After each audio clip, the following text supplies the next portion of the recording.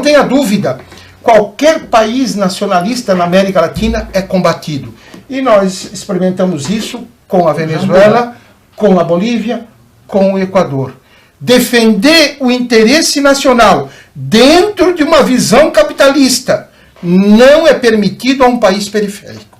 Eu agregaria aí o caso, além dos governos que o Valdir está mencionando, o caso do governo João Goulart no Brasil. Né? Quando o governo João Goulart no Brasil, que é um governo nacional reformista, nos marcos do capitalismo, começou a fazer reformas a favorável do povo, nós sofremos uma ditadura, aí sim um golpe militar e uma ditadura de 21 anos. Então, o nacionalismo só é tolerado pelos países centrais quando é o próprio nacionalismo.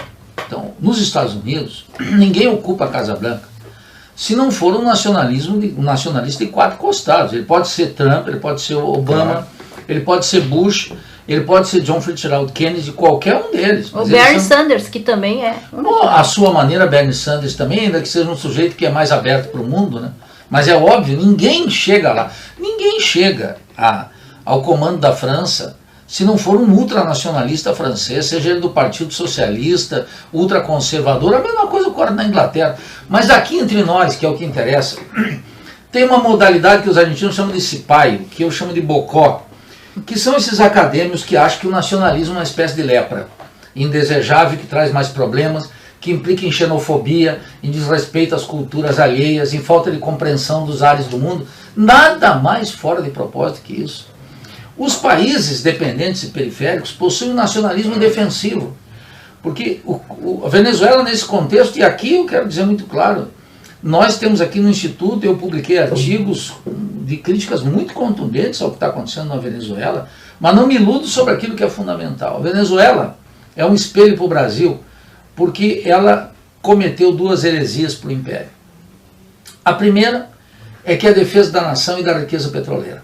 Enquanto lá a Venezuela se apropria disso, aqui no Brasil, Dilma Rousseff e esse office boy dos Estados Unidos, que é José Serra, fizeram uma lei do petróleo que entregou o petróleo para as multinacionais. Só para dar um exemplo. Nem vou falar da internacionalização, do comércio, da indústria, do subsolo, de tudo isso que está acontecendo. Olha isso aqui.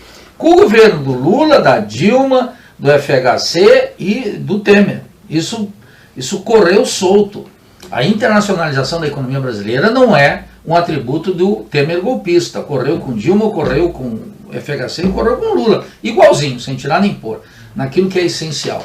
Então, o nacionalismo econômico é uma arma fundamental, porque ela coloca na mão do Estado um excedente econômico que é produzido aqui, que pode ser, então, distribuído, não só distribuído, pode ser alocado daquela forma mais produtiva que o país decidir de maneira soberana fazer, contra o interesse de banqueiros, latifundiários e sobretudo multinacionais. Esse é o primeiro aspecto.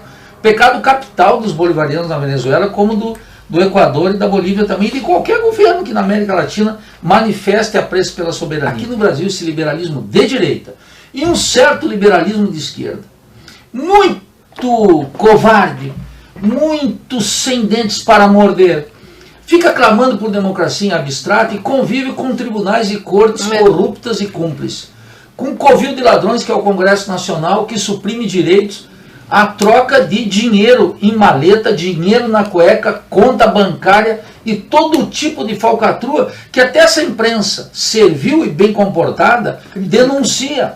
Então você veja que nós chegamos numa situação em que essas grandes reformas que estão aí, reforma da Previdência, que é a supressão da Previdência, reforma das leis do trabalho, que é a eliminação da lei do trabalho, e mesmo a PEC 95, que é a antiga PEC de contenção dos gastos, isso não pode ser tomado por nenhum Congresso, nem por um Congresso que fosse feito pelas nossas mães, composto pelas nossas mães, não poderia. Isso são essas medidas que são estruturais, que mudam a vida de um país por gerações, essas só através de referendos e plebiscitos populares, que é o que acontece na Venezuela. Por isso a Venezuela é um péssimo exemplo. Por isso que quando o governo grego decidiu consultar o povo se aplicava ou não a política de ajuste, e o povo disse não, aquilo caiu sobre todos os males sobre esse governo. O que significa? Que esse conceito liberal de democracia em abstrato, que aqui é saudado como se fosse a saída para todos os nossos males, é um conceito vil, cretino de democracia que precisa desaparecer do mapa. porque é uma condição para a classe dominante, pelo sistema que eles são eleitos, pelo sistema de funcionamento, pela cobertura midiática, a cumplicidade da mídia brasileira, ilude o eleitor com uma facilidade incrível. E nós não podemos colocar o destino da nação na mão desse covil de ladrões. Daí a razão pela qual os plebiscitos e os referendos, que constituem a alma de uma democracia participativa, tem que ser satanizado entre nós. Essas são a dupla razão pela qual o regime comandado pelo presidente Chaves e agora por Maduro é detestável. E por isso que o império, seja com Trump, com Obama, aquela social-democracia europeia vai condenar sempre. E é por isso que aqui, entre nós, existe essa condenação em abstrato do nacionalismo e a tipificação como populista de todo conceito de soberania popular.